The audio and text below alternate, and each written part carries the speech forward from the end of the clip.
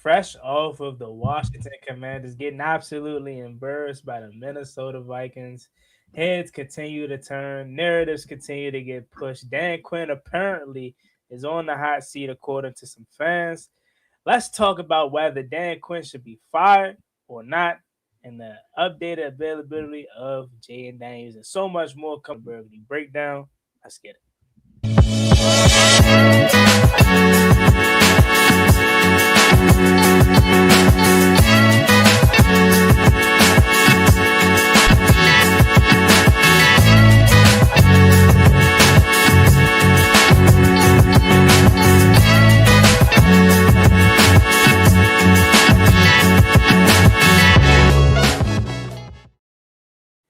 Welcome, ladies and gentlemen, to yet another Burgundy Breakdown episode. It's your man Juan Gotti, and with me is John holding it down the middle, and Z representing one half of Reedy and Z. Fellas, how we doing tonight? Another Misery Wednesday. Another one. No. DJ Khaled. Another week in Commanders country right now. 8 straight. Man, people 10 are losing losses. their mind. They're 10 losing losses. their mind, man. It's crazy.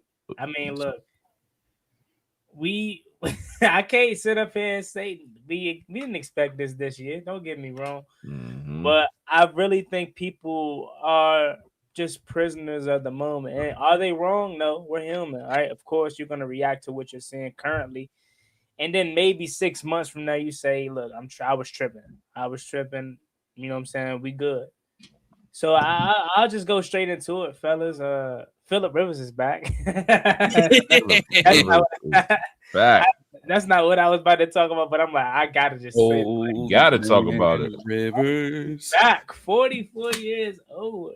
It's just like, wow. I really hope he does good, but I feel like this is He like won't. a 2 week rental, bro. He won't though. Because here's the funniest thing about this. His oldest kid, which I think is his first daughter, is as old as Riley Leonard is right now. Yeah. I was having a conversation with a buddy earlier, and he was like, man, homeboy got sick of being home with all them kids. You know he got a rack of kids. Man, he got that So- whole team. He was like, shit, I got to get back to work. How many years he been out the league? What, like 3 or 4? 5. 5? Yeah, like damn. Like even when I saw the whole possibility, like, all right, they talking about working them out and all this, and I'm like, Philip Rivers? Yeah. They I mean, desperate. They're desperate, but it's like who else? So it's like, hey, why not? Why not go back to a former Hall or would have been a Hall of Famer, you know? But as soon as he takes a snap on Sunday, that'll get reset like what 7 years or so. So Push back, yeah. but that's crazy. I'm gonna be tuning for that. I almost don't care about. I mean, I don't care about our game. If I'm being honest, especially if we find a way to win. I'm full John mood now. Now that we got a possibility of getting number one pick, I hope the Giants absolutely destroys us. But before we even get to that, let's address the elephant in the room, fellas.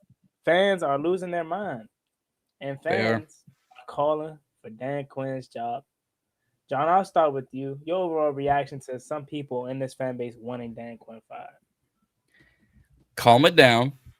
Relax. Put the gun back in the holster. Turn off the gas. We get it. It's a little warm in Washington because it's cold in Virginia. But however, you can't write the amount of injuries we've had from week 1 to week 2 to week 3 to week 5 to week 7 to week 9 to week 14. We've had at least 2 injuries a week. You can't write your starting quarterback, 3 edge, running back, 5 wide receivers, 2 tight ends, 2 corners, and a safety all getting injured in a season. You also can't write your backup quarterback having to play half the season. Yes, the Bengals did it, but we have more injuries than the Bengals. Yes, as aforementioned Colts are going through that, but they don't have the injuries we do. You can't write it. Is Cliff or Joe Witt on the hot seat? Yes. Is Dan? I think it's a little too early to tell. I think if we have a subpar season next season, there's more fuel to the flame. But I think overall right now, you can't necessarily blame Dan because everything he wants to do is getting killed on the field. Mm-hmm. Yes, ladies and gentlemen, Philip Rivers. I cannot wait to see that. Oh man, Z, talk to me. Fans are losing their mind, calling for Dan Quinn's job. Want to see? I even had people say clean house, and I don't think people really understand what they mean by clean house. Or do they understand the term of cleaning house? So it's a difference between firing a coach, but cleaning house. So that means no DQZ, no Adam Peters, and no Jaden Daniels. Z, and it doesn't make it no more easier for these fans that want to believe that because we're getting the first overall pick. So what are you telling me? Draft Indiana's quarterback? Get the fuck out of here. Exactly. All right. Go ahead, Exactly. Z. All right. So, I mean, I wondered the other day, when I saw it after the game. Bragg put up a post. The coaches on the hot seat had a list of coaches, and I'm like, let me scroll through here and see if I see Dan Quinn, and boom, I see Dan Quinn. So that intrigued me, and I'm like, oh shit, this is gonna be a trending conversation. Put the artwork together, put it on the page, and it's up to like 50K views. People going crazy, comments going crazy, and it's a lot of mixture of comments in there. And I'm like completely shocked to see how many people are saying fire him. I don't agree that Dan Quinn should be fired. Especially coming off the year that he had last year, 12 wins. He rebuilding the culture, everything, getting things, moving in the right direction. This year, I don't necessarily blame this year on Dan Quinn in a sense of personnel, because it's like, okay, AP is the guy. Yes, Dan has insight and whatnot, but AP makes the deals, he makes the decisions. I feel like more could have been done on his end there. Then when we get to the fact of now you're talking about the X's and O's and the team and whatnot, there's some blame that you can put on Dan Quinn. You know what I mean? One, how do we wait so long to demote Joe Witt? You know what I mean? The handling of not, putting Terry on IR, not putting Jaden on IR, or Noah Brown, who missed so many fucking games, should have been on IR twice, as you know what I mean, in a sense. So it's like it's like a big question mark around Dan. Also offensively, you know what I mean? All right, now you done made your move, what you done with Joe Witt. It's like, okay, like I guess in a sense you're not gonna make any changes on the offense. You're not gonna fire Cliff mid-season. You're not gonna do none of that shit. So I'm not necessarily expecting that. I'm just more so hoping that he's in Cliff's ear, letting him know how poor he's done this year. You know what I mean, in a sense. But to talk about to say that he deserves to be fired, it's blasphemy. And now if we rolled into next year and the same type of shit was happening, then that's a real conversation and that's a real thing. But I say today in this moment, no, Dan Quinn should not be fired. Should be definitely given an opportunity. And not even on a hot seat. You know what I mean? Just give him the opportunity to regroup and fix this mess. But also, he does need some type of pressure on him about making changes and decisions a lot quicker, getting his emotions out of it. Because you know what I mean, he's a great dude. Everybody talks about how loving, and everybody loves Dan Quinn and all these things, and that's cool and all. But bro, you got to make faster decisions and quicker, because time is ticking. Now we blinked, and now we're talking about year 3 of Jaden Daniels being the quarterback. At a wasted year 2. You know what I mean? Year 1 is just like, damn, it just happened. So it's a tough situation, but I think it can be fixed. Hopefully it can be fixed with this regime. But Dan Quinn definitely is going to have to make some real decisions. And I think one, it starts with deciding if he's going to lead this defense and get somebody new, and what goes on with Cliff. I feel like that your last point was really, really good. But before I even respond back to that, at least from Pittsburgh, hopefully I said your name right, asked about Mike Tomlin. And I only read it because I have a very itchy topic about Mike.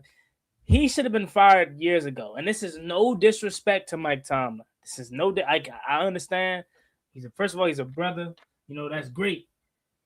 But football wise, they're never going to get over the hump if they don't fire him. Why I say that? Because they're never going to be in a position to draft a top quarterback because they're never going to suck.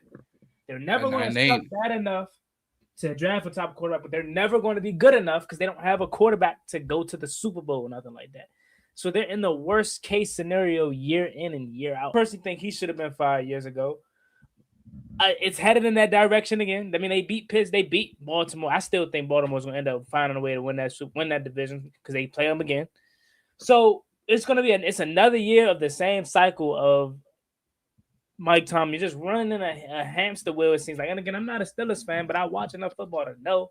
Like, it just seems like on the outside looking at it, it's just the same thing year in and year out. 9-10 wins, playoff berth, losing the wild card. Like, at a point in time, especially when you're a standard of a Pittsburgh Steelers organization, it's like, all right, that's just what I think.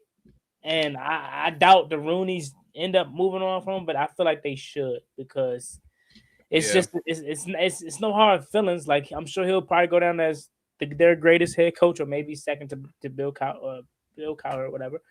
But it's just like he I think they need to move on from him because they are in a cycle that's never going to end unless they do that.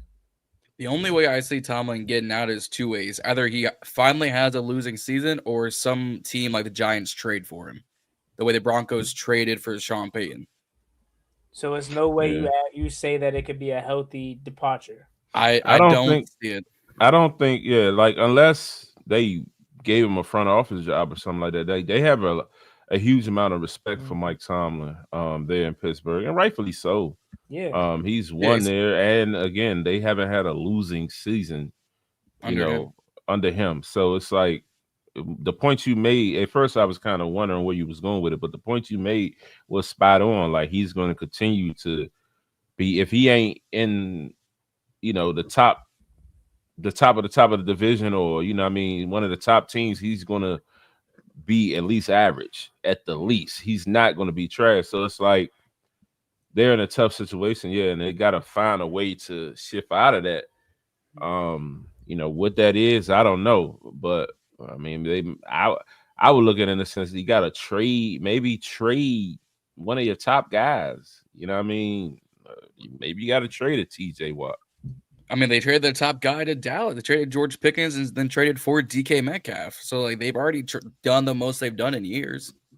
I mean, but they acquired Metcalf more so in them sense than like be more so sellers and move some of them picks to kind of recoup something, and maybe you get a top pick or something. I don't know, but it's a tight niche to be in. So I get exactly what you're saying, Juan. And I don't know. But I don't see him getting fired. Maybe like you said, John, a trade. Maybe who's gonna get him out for that though? No one. I mean, Giants, Raiders. Are they living off of the past? Because what has he done? Really, they haven't won a playoff game since. Yeah, but they. I hear what you're saying in reference to that, but also with mediocre to trash talent, he's having winning seasons like Mason Rudolph, Justin Fields, Doug Hodges. These quarterbacks that he's had there are like booty, and he still finds ways to win the game and be in the hunt. True. Mike Tomlin is the epitome of taking one man's trash and making it a little bit nicer on the outside. True, and we'll shift back to our team, obviously, but I wanted to answer this question because it's very intriguing topic. But true, but think about it in our perspective. Say Dan Quinn does that for the next 6 years. They're already on his ass now after 2. Like, at a point in time, you're gonna get tired of 9-8. 9-8, and they're mess. It's a weird situation, as you said. And Z, you brought up a good point. Like, front office job. Who did that recently that I'm not catching up on right now? He moved to the front office.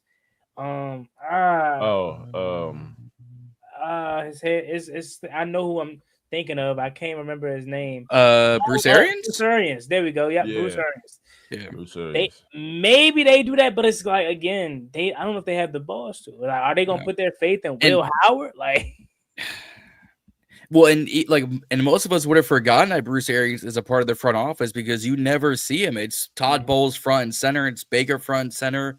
It's like Buka and Tez and Bucky and Mike and Chris and Vita all up front. So you're like, oh, Bruce Arians is way in the back of the room kind of thing. But I don't.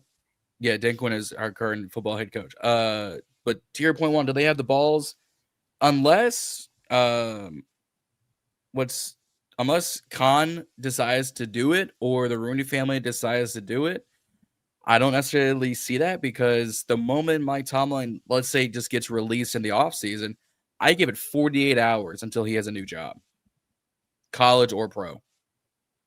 I think that's the route they got to go because I have to. Because again, back to Z's point, and we'll shift back to our commanders. But to Z's point, the only other way is to trade a key player and then hope that nets you enough to get a top pick. Which, let's be for real, who do they have on their team? Nobody. TJ Watt is what 30 plus, and I'm not gonna say he's falling off, but he's not the same TJ Watt that's prime TJ Watt. He's still good, but is he good enough to net you a top 5, top 10 pick anymore? Probably not. No. So the only way out for them is to let go of Mike Tomlin, and that sucks to say because again he's had the success, but it's like you're the Steelers, you're the team before Tom Brady did it. You were the team with the most championships ever. You think of the Steelers, you think of Troy Polamalu, you think of Terry Bradshaw, and I'm not Mean Joe Green. Mean Joe Green, the bus, like that's them, and they haven't, quite frankly, been able to be that because they don't have Big Ben, right? Hell, Antonio Brown, who people say would have been the greatest receiver of all time if he was on track. Yeah, he was on track. But getting us back on track, back to our Commanders, Dan shouldn't be fired. I think to Z's point, he needs to have pressure, have a chip on his shoulder. I think in the past 2-3 weeks, Cliff is on the hot seat. This offense is pedestrian at best. Currently constructed. I don't know why. I don't know how. I don't know if someone took Cliff's Crayola markers and he can't get creative anymore. But it's just run, short pass, run, short pass, handoff down the middle, deep bomb that fails, punt. It's like what else is there? It's been like that since the Green Bay game, though. Like it has, but we've gotten lucky in terms of we'll have big moments. I'm talking about pretty much since the Miami game these past couple of weeks. Yeah. Trust me, I'm not defending them at all. I totally agree with you, and that's what I'm saying. Like, look back to Green Bay. Like, I feel like all year, and I stopped to think about last year as well. But I felt like all year it's been curls, it's been screens, it's slants. Been barely slants though. Not even as I wish he threw more slants, especially the Terry. It's been it's been literally the RPO shit. Like it's been so basic that every team we play seems to know what the fuck we're doing.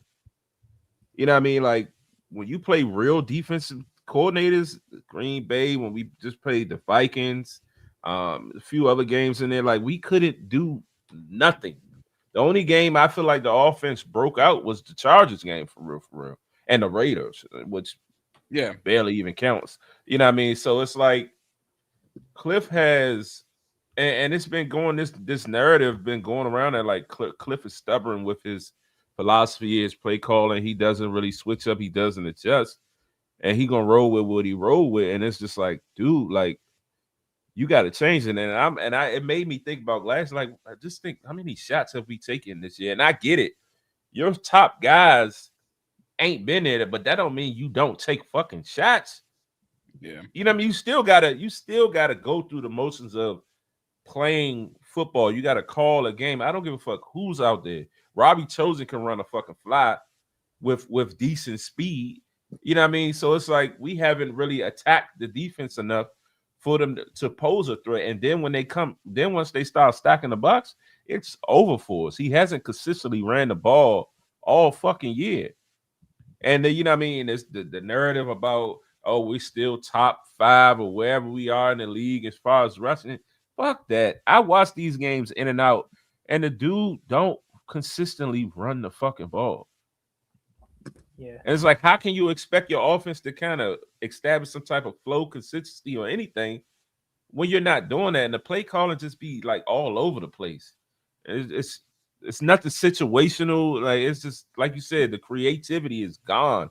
And last year we kind of struggled with that a little bit, but it seemed like towards the back end of the season, he started turning up, taking more shots, giving Diami more opportunities and shit like that. And it opened up the offense. But it's like this year, like we have nothing. And it also helps the fact that Jaden Daniels is able to mask a lot of the deficiencies. Last year, yeah. I This think year, that shit showing.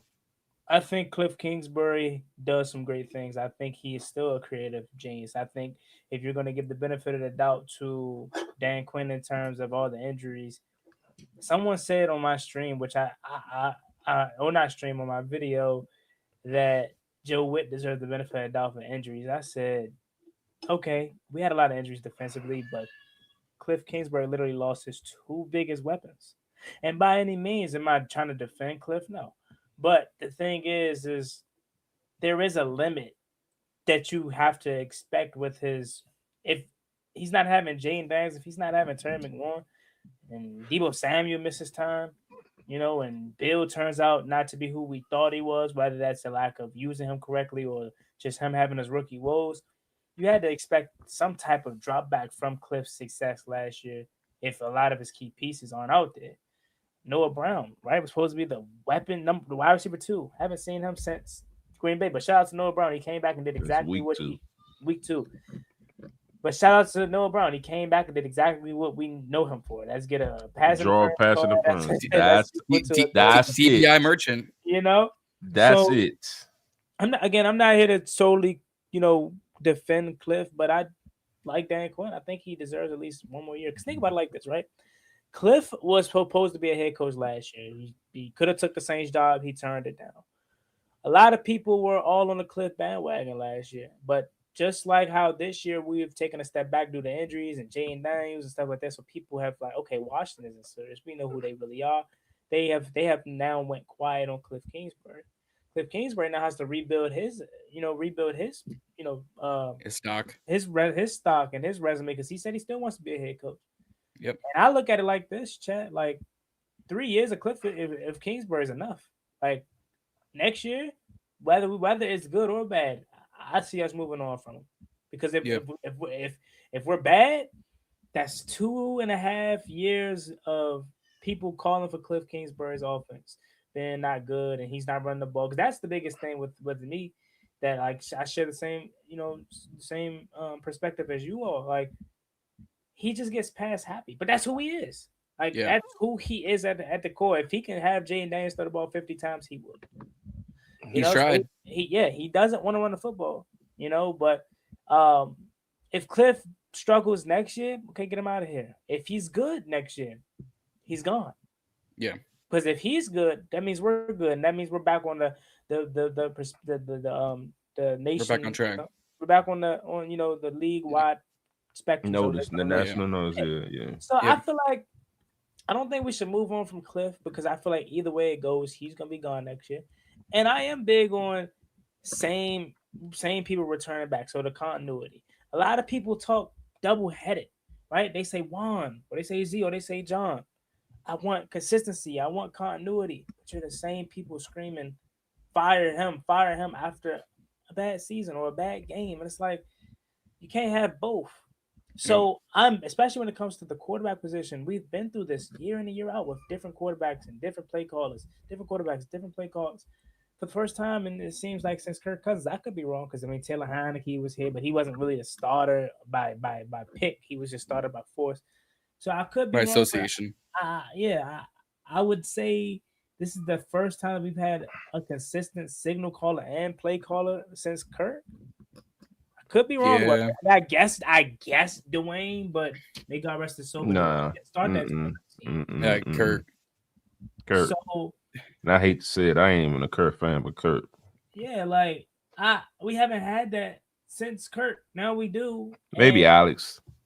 He was here for 1 year though. 2018. So It would have been him had he stayed healthy, but like essentially what I'm saying is no, Cliff hasn't been perfect. No, Cliff still neglects the run game at times. No, Cliff isn't the most creative person in terms of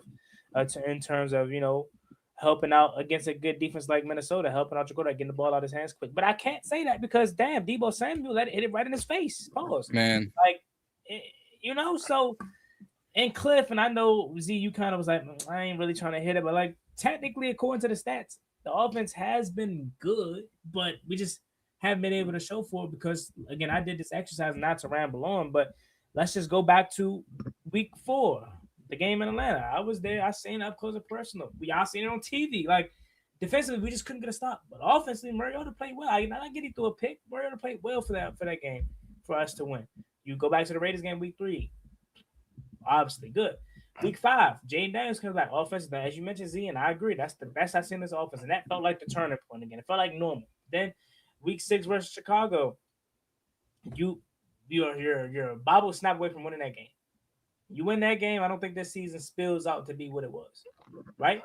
Then week 7 versus Dallas. That I say what you want, but that game started off competitive. Jaden took us right down. Yeah. We scored. And I still say to this day, had we not let up a touchdown right before half, we're winning that game. And even so, we were down, 30-15 going into the locker room? Mm-hmm. And Jaden ended up getting hurt on the drive coming out of the locker room. We were moving the football. So I think if Jaden plays, if we don't win the game, it's way more competitive than that. Yeah, we keep it close. Then week 8, Kansas City. We seen that game. We could have won that game had we lived in their territory. Debo Samuel, bobble pick. We lived in their territory. There's no reason we only had 7 points to show for that game. Then week 9 is that Seattle or is that Detroit? Seattle. That was Seattle. Okay, it's nothing to say about that. That was probably a horrible game for everybody. That was a horrible game for everybody. Can't. Then week 10 versus Miami. Detroit. Excuse me, Detroit. I was there at that game too. Offensively, they were moving the football. We just weren't on the field long enough because Detroit would go on these long drives that would take up so much of the quarter, and clearly the defense couldn't get a stop. But Mariota played okay again in that game. Then overseas, right? Offensively, that game was just a little bit of a wash, right? But we had nobody. Okay. And then the game after that, the Denver game after the bye week. I mean, that we all was happy about that game. That felt like last game of the year. Cliff was in his bag. Mariota looked good, right? And then last week happened. So theoretically, what I'm saying is 2 games out of the whole season, he missed Jaden Daniels for most of it. He missed Terry McLaurin for most of it. He was not as bad as people are making him out to be. So I think at worst you bring him back for next year. And then wash your hands clean with him. I'm just both Dan Quinn and Cliff. I'm higher on most people, and maybe I'm just more patient than most people. But like I get this offense has its woes, but it's hard for me to truly judge it when we haven't been at our full capacity all year long. Yeah, right. Like, I think. Are you good? Okay. I can say it, but go ahead. I think for me is I'm with you on the patience on the offense. I've run out of patience on this defense. I was calling for Joe Witt 3, 4, 5, 6 weeks ago. Dan, you can't stop nobody. You can't stop a soul. You can't stop a speeding car doing 0 miles an hour. You can't stop a cold Antarctica naked during a blizzard. You can't stop nothing on defense. Mm-hmm. The offense, yes, is it statistically on paper, is it probably an average offense? Yes. Are we capable of scoring points? Yes. But it's the same thing with the Bengals last year. We can score 35. Defense is going to give up 50. No matter what happens, we're always either catching up from behind, or we're never in a spot to come from behind. It's always, hey, Deebus give him a touchdown, at least go out, put some points. I'm gonna go on 4th and goal and not get it. How about that? And then they drive again and drive again, drive again and again and again. Tress Way has probably gotten the most work he's ever had in his career. I love Tress Way, but Tress hasn't been hitting. Like he hasn't hit since like I don't know, man. I don't know if Unc getting old, man. He has been here since I was literally a kid, but like they praise him for what he's still cool, but it's like I miss the old Tress where it's like you already knew coming off that left foot, boy. They was like now we get excited when I get pissed when he's kicking it inside, and I know it sounds crazy, but I get pissed when the ball rolls to the 12 or the 10. They say, well, that's Tress way for you. That's a good like I miss the old Tress where it's like you knew he was pinning them inside their own five. Like you know, like that 2019 Trust. I miss TW5. Yeah, that's my I think that's what it is, John. I think that 10 is just not, you know. I think it's that 10, man. That 10. But take one off of Debo, give it to Tress, give it next year. But nah, I get you. I definitely understand. We're all over the page of defense. That's the only coach where it's like, okay, we can find somebody new or Dan Quinn. I'm with giving Dan Quinn at least a full year. Like I even say if you gave Dan Quinn what Joe Witt had, this defense is better. People want to criticize him for not like. That's why I'm saying this fan base is so wishy-washy, bro. Before the bye week, oh, he did a damn good job against Miami, blah blah blah. Then maybe he should have. What took him so long? My guy has one bad performance, and it's like, oh well, if you're not good at the side of the ball that you quote unquote was good at and got you a second job opportunity, you need to go. Yeah. I say judge him next year once he has a full healthy unit, and we'll have a top 5 pick more likely than not, and he'll have a potential to draft a blue chip guy, whether that's offense or defensively. I just say this: you give Dan Quinn what Joe Witt had, so I'm talking Marshawn Lattimore, and yes, Marshawn Lattimore I think would have been good under Dan Quinn's tutelage. Trey Amos, right? You give him Dorrance Armstrong, Will Hurst. All the injured players, Dietrich Wise, everybody that Joe Witt had, you give that to Dan Quinn. I doubt this defense is as bad as it is. It's probably not as bad, but the fact that we went from holding Miami to 16, holding Denver to 28, but we keep overtime to doing nothing on Sunday. I will say though, we got to give them more credit about holding Miami to 16 points because they won 6 out of their last 7, and that offense is booming with Devin A-Chain. So you gotta give them a little bit more credit than that. But I get your point. I get your point. Z getting some love in the chat. Z, okay. Yeah, I done seen about 5 different people say what's up to Z. Z over there quiet and been, you know, he been a little Hollywood chat. I was letting y'all get y'all shit off. My man Z, they say Z, how many guns you got? I don't know what they were. I don't know what that meant by that. I saw that. Yeah, I saw that. I didn't know what that meant. You know, I don't own any guns. But I mean, it was one point I did want to. Oh yeah, so hey, that's lit. Kind of revert back to what you're saying about Cliff. If Cliff comes back, like Dan needs to put his foot down though. Like I said, like dog, run the ball more. Period. Dog, stretch the field more. Stop calling these remedial ass plays. Like open up this playbook. Like he's this mastermind. Like I haven't seen nothing mastermind-ish this year. Period. And again, like I know people keep talking about, well, what about the talent that's out there and all that? Like, dog, if you're not taking those shots, you might as well just fucking lay down and let the game end. I don't care that it's Chris Moore, Robbie Chosen, and those other guys. You got to call the plays and you got to run them fucking plays and take the shots, dog. Like, just because you got them don't mean you're going to curl it up and screen it up to Debo every play all goddamn day. Like, it's not going to work. You gotta do something. That's tough. That's tough to say though, Z. I get you, but it's like I get you, but it's like look at the other teams. With other teams, bro, like you gotta. I hear what you're saying, but you look at other teams when their guys go down, that shit don't change their offense. Like they running the same shit. Either the guy gonna make a play or he ain't, but that ain't stopping them from running their plays. I wouldn't even go that far. We just shut down and ball up and curl up and just let and die. Yeah, just die. It's like, what are we doing? Yeah, I wouldn't even go that far. Every first drive we've had on offense, run, pass, run, convert. Run, pass, convert. It's a balanced offense. The minute the first drive doesn't end with a rush, you never see it again in the game. It's pass, run, pass, run, pass, pass, pass, pass. First drive of Minnesota. All right, we talking about we got all our weapons back. It's Minnesota. Jaden's there. Terry's there. Noah Brown is there. Like we got our guys back. We have a hell of a first drive. We get down there. You throwing a fucking pass to Brandon Coleman for what? Like that shit was dumb. Then you come back, you know what I mean? We couldn't even we didn't score on that drive. And then you know what I mean, you come back and like I didn't see any more shots taken. Terry was still on the field. Mariota was in like all the weapons that we supposedly had was still there.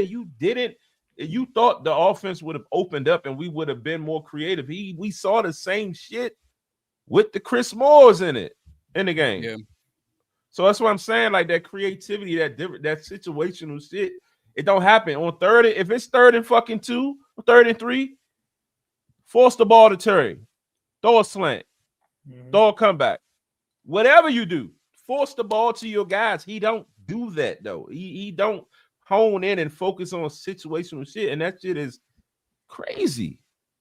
I agree with you to that point. I think I called him I think a few weeks ago I called him a Scott Turner, but with actual skill, right? Because they had the same biggest deficiency.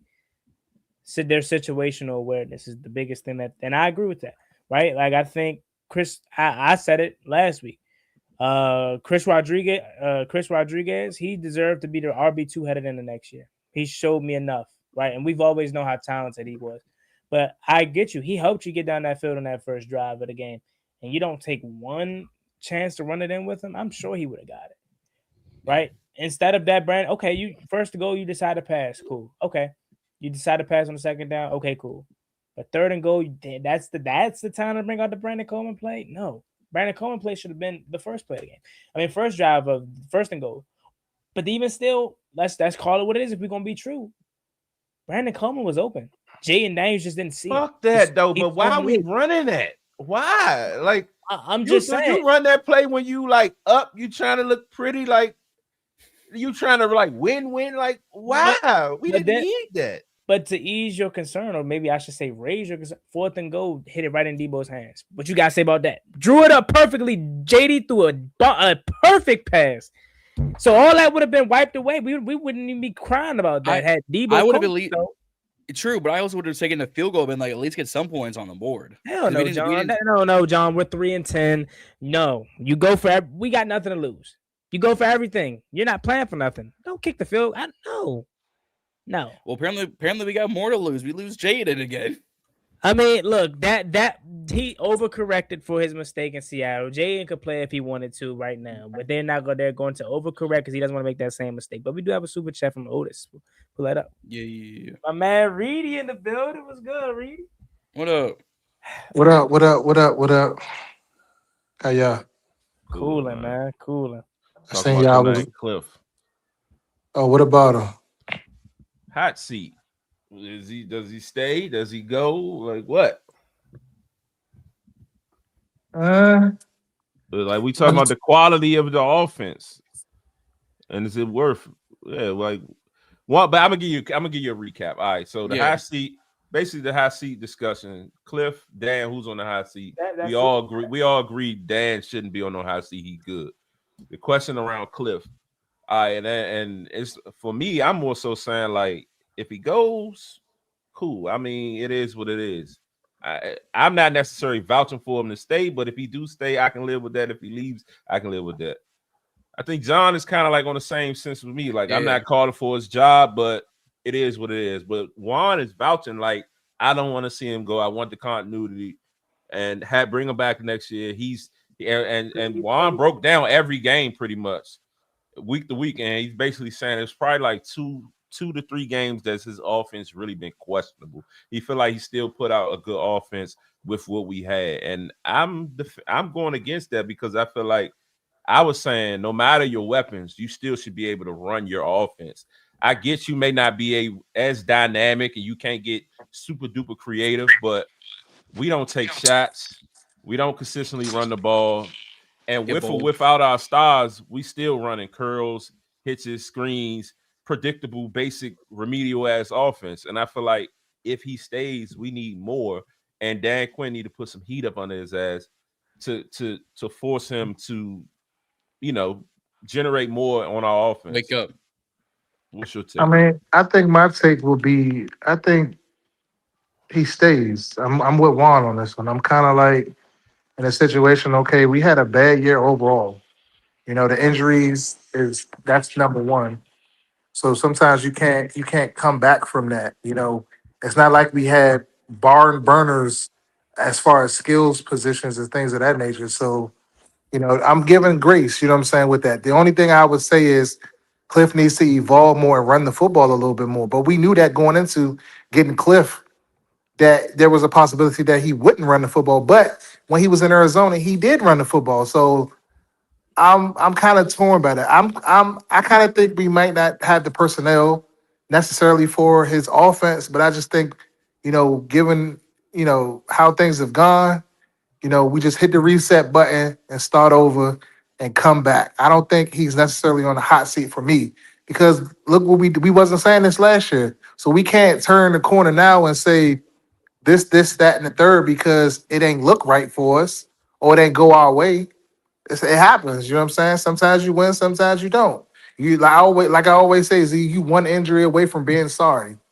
So that's what I got with it. Look what happened to us. And I also to really to catch you up to finish what I said was I also think this is Cliff's last year regardless. I think either next year we get back on the radar because he was always supposed to be a head coach last year and he just turned down the Saints job. So I think either next year, once we healthy, JD has go back to his old self, we have another good year and we're back to, competing in the NFC East playoff spot and he gets a head coaching job next year. Or we continue being mid offensively, not good, and he's fired. So I think either way next year he's gone. So that's why I'm like, you might as well just ride it out with the same crew one last time. No. Yeah, I agree. Yeah. I have a. Oh no, go ahead. No, you good. Just Otis, overtime Otis had a super chat that he wanted us to answer. Yeah. We kind of answered it, just mistakenly, but you could put it up there and you could finish talking about it. Yeah. I'll do super chat. My bad. I'll do super chat Go first. Would you guys be okay with 2 new coordinators? We kind of answered this ironically enough. Yes. I think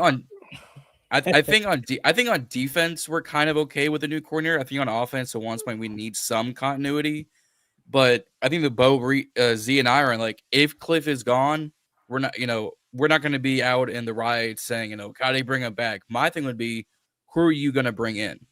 Is it going to be someone respected and veteran? Is it going to be someone younger from college or, an assistant somewhere else?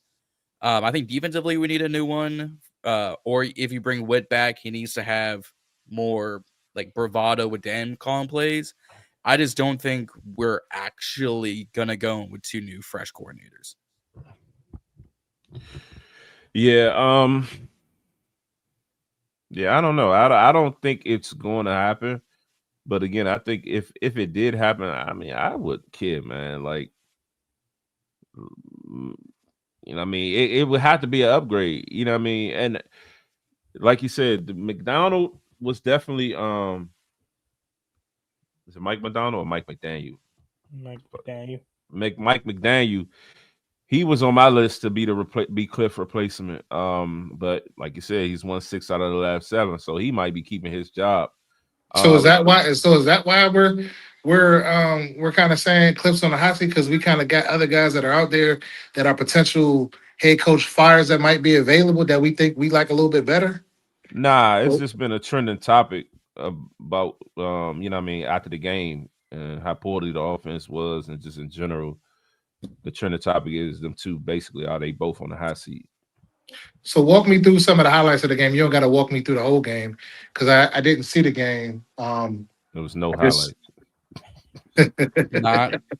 Not one highlight. So I didn't miss nothing. You didn't miss not shit. at all. Unless you wanted to watch Noah Brown draw a pass interference, and you want to see Chris Benson getting Rodriguez. a Yeah, catch. the first drive, we moved the ball like it was last year. Like Jaden hit Terry on like a comeback or something for probably about 25 yards or 30 yards or some shit like that. Rodriguez had a few good runs. I think Debo might have caught a slant or Debo, some shit like Debo that. had a nice. He had a nice third down conversion. Yeah, so like, and then we got down to the one, and we couldn't get in, and he ran a fucking play action to Brandon Coleman. The Yeah, he Trent was wide Scott. open, but Jaden didn't necessarily throw it. I mean, he was wide open though, so it's like I've heard people defend him in this sense, like, well, he was open, it was a good call. Like, fuck that. Why are we running that play? Run a fucking dive, bro. Run a And dive 4 times. The Philadelphia Eagles would have ran fucking tush push 4 times. That's the They have situational already. shit I be talking about. Like, get in the end zone. It don't gotta be pretty. Like, just score fucking points. That's my thing. They trying to get too cute. your man Debo dropped a touchdown on fourth down too, by the way. Yeah, So if he there was a did. And that game was for the you first to ever drive. He miss, did. there was a game for you to ever miss. You perfect timing, like Shador. Mhm. 'Cause it was nothing. Yep. That's Uh, crazy. It Yeah, it was wild. To Asia's point, because ironically that goes into what I was going to talk about. She says poached from the McVay or the Shanahan tree. That was my point. Linnell pointed out this on Saturday or on Sunday after the game. Danny Quinn consistently gets outcoached by Shanahan offensive play callers because, and there's been 5 this season. Minnesota and Kevin O'Connell gave up 31. Seattle and Clint Kubiak gave up 38. Matt LaFleur in Green Bay gave up 27. Mike McDaniels in Miami gave up 16. Zach Robinson, the OC slash QB coach in Atlanta, 34. Between the Shanahan coaches we've faced so far, we've given up 146 points. I don't agree with the comment like that's on the screen. He needs an OC that can elevate his play. He elevated his play last year. I So mean, we can't sit there and say that. Like we can't. Yo, it's one season, bro. Get him man and give him another opportunity. Like when do we get to the point where I think you know Jaden. I think teams are just supposed to be hooping? I think You Jaden know, elevated Cliff last year. I think Cliff had some wrinkles in there. I mean, of course, but I think if you had That's a cap. That's balanced cap. game, it's more Jaden. That's cap. I don't believe that. That's The cap. other scale is more no, it was Jaden. crazy. Cliff dialed up some stuff last year, and I'm not saying that I'm necessarily Cliff like. ain't dial up shit until the Lions game. All right. Oh well, what game was that when he No, did a? Well, no, what game was that when he Like did it's reverse like this pass? fan base and these fans just like forget shit. Like What game was that when he did the just reverse because it pass? ain't going right. But did you know what I'm saying? Like, come on, No, man. stop and think. Stop and think, real quick, real shit, real shit. Stop and think. What game was that when he did like that reverse pass and I think Diami threw it or Diami dropped it or something. Diami Dallas. threw it. That was Dallas. It was the one that Dallas That's when he used. started dialing shit up, Reed. That was like towards the back end of the season. Like early on in the season, we kept complaining how last year how Cliff wasn't doing enough. We were winning games, but we felt like he could have been doing more. Then he started really dialing that shit up once we really got to the back end of the season and into the playoffs, taking more shots, throwing it, you know what I mean, deep ball to Diami and shit like that. I mean, And we was beat. I can understand the point if we had like Lions players, their roster, and then I mean, I obviously you can open it up then, but with the roster that we've been putting on the field the last 2 seasons as far as skill positions, like what can you dial up with that? You had Terry McLaurin basically, and you have Zach Ertz, and then you had Jaden, and then this year we got Debo, but nobody we were consistently unhealthy. So what can you dial up with that? You had guys like Chosen, you had Chris Moore's of the world. Terry just came back. He missed X amount of games. So how can we definitively say we could see this or we could see that if we haven't had a full roster on at his disposal? That's all I'm saying. You can't like we can't just be saying, "Oh, get him out of there." Come on, man. It's dudes that been here for years and years, and people wasn't saying get him out of there because we have a bad stretch of games. It's football; it happens. You one injury away from being some shit. Yeah, and to the point of that last comment too, I think they did a good job of both elevating each other's play, but also last year a lot of people weren't having those. He doesn't elevate Jaden's Yeah, I play. don't remember that. A lot of people were the opposite. Remember early on, the narrative was it's a college offense. He does a good job getting the ball out of Jaden's hands fast, so he doesn't have to think too much. So it was pretty much the Facts. opposite Facts. of what y'all are saying now. So it's kind of like, are we being Yeah, I don't. you know? Jaden did run the ball a lot last year. But it also he Off was schedule plays. and Z kind of Yeah, he had to use his legs because the offensive line was trash. It wasn't nobody getting the fuck open with these guys that we sat here on this same program saying, "Oh, we should have kept us." The kids, a De'Ami Brown. De'Ami really, if we being honest, De'Ami Brown didn't show up to the fucking playoffs.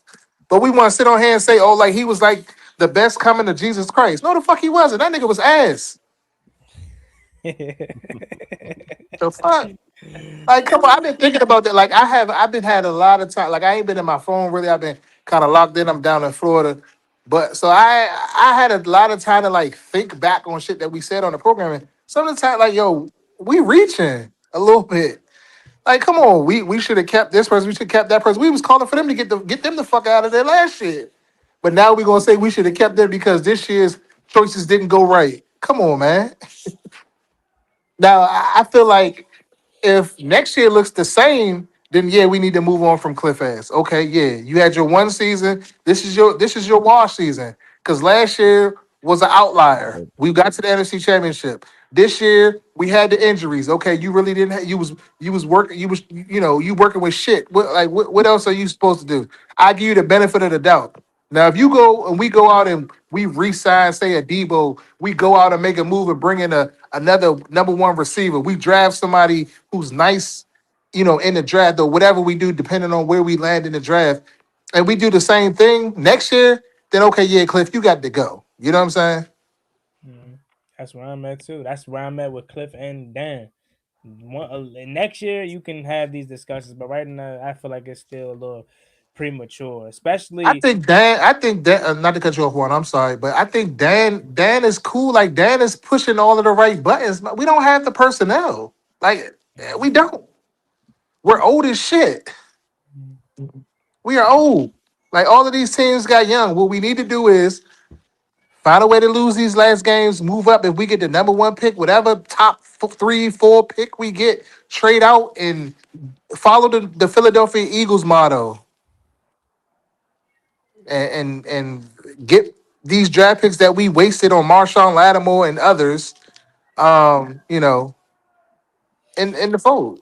No, We got to get younger.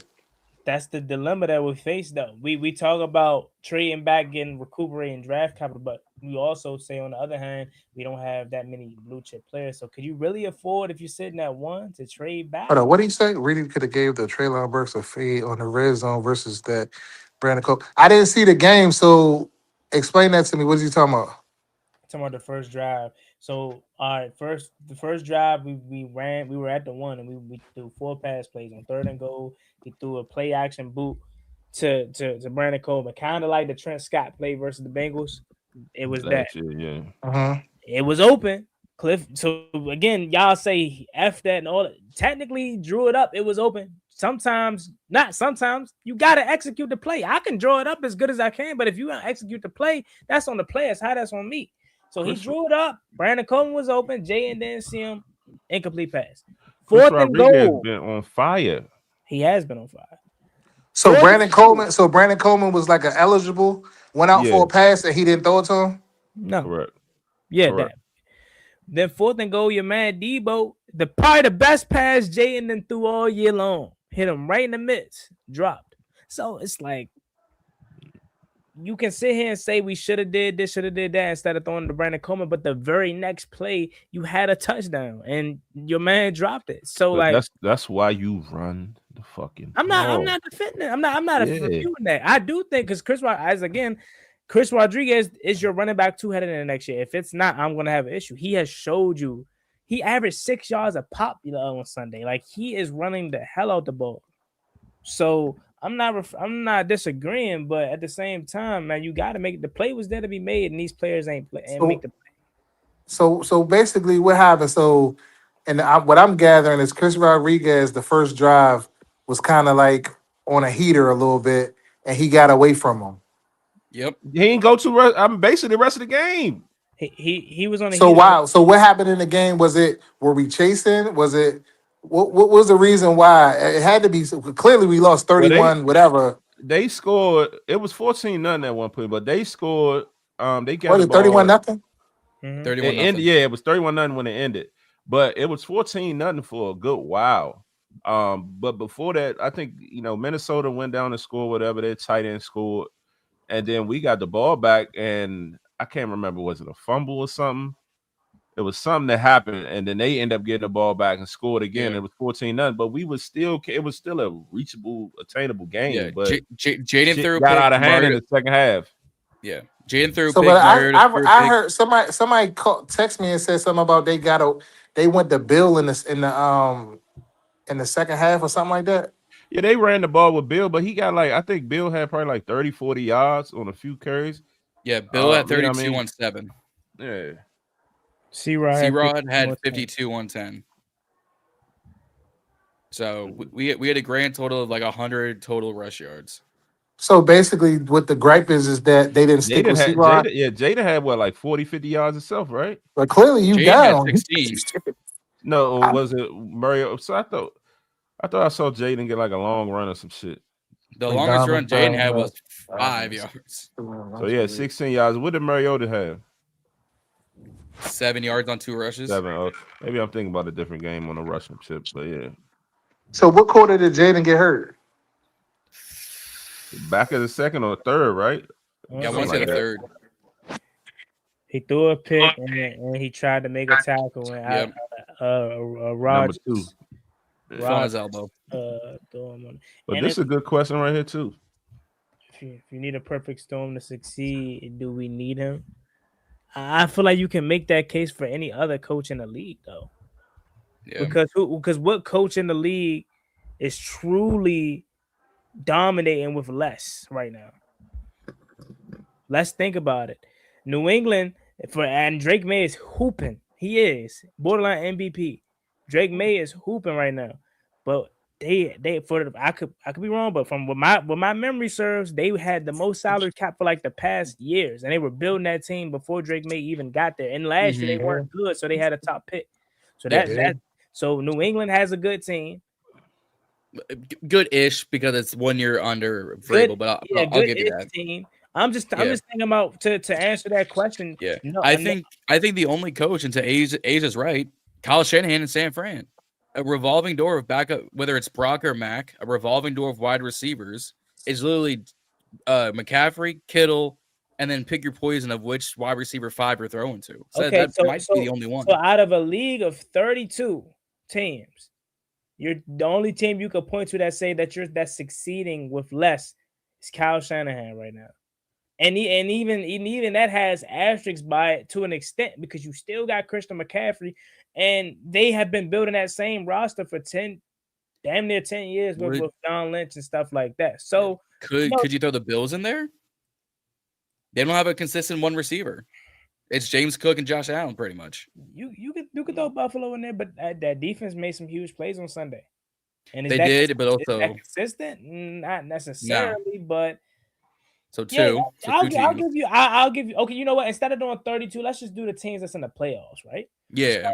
So okay, out of the 16 teams or 14 teams in the playoffs, you give me 2 teams out of 14 teams that's like succeeding with less. So that kind of if you need a perfect storm, every team to an extent needs some sort of perfect storm, because perfect storm doesn't just refute back to your talent on your team. It also goes to how lucky have you been with health wise, stuff like that. Is your quarterback healthy? Is your team healthy? Have you been bitten by the injury bug? Is your coaches pushing the right buttons? Things like that to have a perfect storm, because again, out of all 14 of these teams, or should I say 12 out of the 14 teams, or excuse me, the 2 out of the 14 teams that's currently in the playoff picture, technically needed a perfect situation because had one thing went wrong for them like it has for us, they probably wouldn't be in the situation that they're in right now. Drake May goes down, doubt New England's in that and is in their situation right What now. about Denver? Denver is ass. I'm so Ass. they're so mid, but they're a first round. Ass. They're a first round exit. Yes, they're They a first 11-2. round exit. They're a It was first the high round register on exit, Z. bruh. I don't care. What nobody, Ass. yes, yes, they're I a first disagree. round exit. That defense is amazing. Don't get me wrong. So ass is probably a stretch. One, yes, but no. Bo Nix is so mid. That offense is so mid. They're a first round exit for sure. They're gonna win the. Denver is literally defense, running backs, and then Bo Nix. They're going to win the AFC West, which I'm not even confident in to say because I mean I know Herb is playing with one hand, but they got Kansas City on Sunday. We know they're a shell of themselves. They got the Dallas, they got Houston, they got Denver. So okay, Denver probably is going to win that division. They're not beating no wild card team. There's not a single wild card team I'm taking Denver over. I don't care if they're going to have a home game. I don't care that they're probably going to fetch the. They're not beating only if they match up with, let's say, Pittsburgh, okay. But they get Baltimore. They're not being Baltimore. I don't care. I know Baltimore. They're not being Baltimore. They're not being Houston. Houston, I'll give you. Houston, I will 100% give you. If I'm looking at current day NFL playoff picture, I would put betting odds favorite Denver over currently constructed bad offense Baltimore and currently constructed veteran retirement home led Indianapolis Colts, because I have no clue what Phil Rivers is. Those are the only, but there's no guarantee that they even make the playoffs. I mean, I know you say current day. So currently, right now, if you look at the playoff picture, it's 3 teams from the AFC South in the playoffs right now.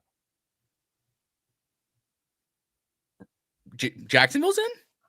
Yeah, Jacksonville's leading that division. They're 9-4. I know they're having the quietest 9-4 ever. I understand. I don't blame you for not knowing because they're having the quietest 9-4 ever. When I just saw it, I'm like, wow. Denver is. I don't care. Maybe I'm tripping, bro, but I know what I see. It's the same shit as last year. They're going to be a first round exit, bro. And maybe they get to the divisional round, but they're not going. They're not going to the AFC Championship. And if they do, they're not going to the Super Bowl. I know I keep pushing the goalposts, but it's like I just don't see them beating no team. They're not better than the Patriots. They're not better than the Bills. John, I get you taking them over the Ravens. I disagree. You get the Ravens in the playoffs, they're going to get their shit together to at least beat Denver. Like at least beat Baltimore. Denver. Lamar in the playoffs never gets his shit together. He always loses in the playoffs. Bro, but Lamar gets further in the playoffs. Like he's losing in the AFC Championship or further or the second round of the playoffs. Yeah, well, not no first round wild card team. Yeah, but that whole Lamar in the playoffs is going to be the one instance if we're saying, oh, is Lamar? Let's say the conversation is Lamar a top 10 quarterback. Statistics wise, you could say maybe 2-time MVP. Once he gets to the playoffs, he turns into Dak Prescott. Hey, this comment is very fucking true. The game was over at 3:40, Bobby. It was. It was 3:40. The game was fucking over. The Minnesota had the ball like damn near the whole fourth quarter. Yeah, just running clock. We couldn't stop shit. 3:40. That's why I say if there was ever a game where it was like, damn, I don't want to miss it, but I got to. You missed the perfect game. We was getting them motherfuckers 3rd and 15, 3rd and 20s, and they was getting first fucking down. Bruh, like my plan was to go back and watch it. But then when I looked at the box score and said it was 31-0, I said, oh hell no, I'm not watching that shit. Bruh, fastest game. Yeah, I was like, yeah, I'm not on that. JJ McCarthy looked like the next coming of Steve Young. Man. Yeah, and it's not like he even targeted Jay Jettas like that either. He spread the ball out. Contrary to popular belief, we actually shut down Justin Jefferson. Bullshit, obviously, but he didn't even. 2 for 11. But to answer, so JJ McCarthy was out there hooping on us. That's crazy. 16 of 23, 163. He threw for only 160 yards and 3 touchdowns and put 31 on our heads. But yeah, to answer that comment, that every team to a degree needs a perfect storm to be successful, because y'all were only able to name 2 teams that are currently in the playoffs that does not have a perfect situation. And mind you, you named 2 of the best coaches and built teams that are doing it. So it ain't a team like Washington that's in their second year of a recalibration, rebuild. You're talking about the 49ers who are almost 10 years, and you're talking about Sean McDermott and Brandon Beane. Those got their almost 10 years in together. They have Josh Allen as their quarterback. Come on. But so what's the excuse? What was the excuse in the Green Bay game? Had all this. That's week 2. Noah Brown went down with. That's a good team too, by the way. So so AJ's saying she wants Cliff out of there. He got to go. Asia all the way. Yeah. Get Cliff the fuck out of here. Anti-Cliff propaganda.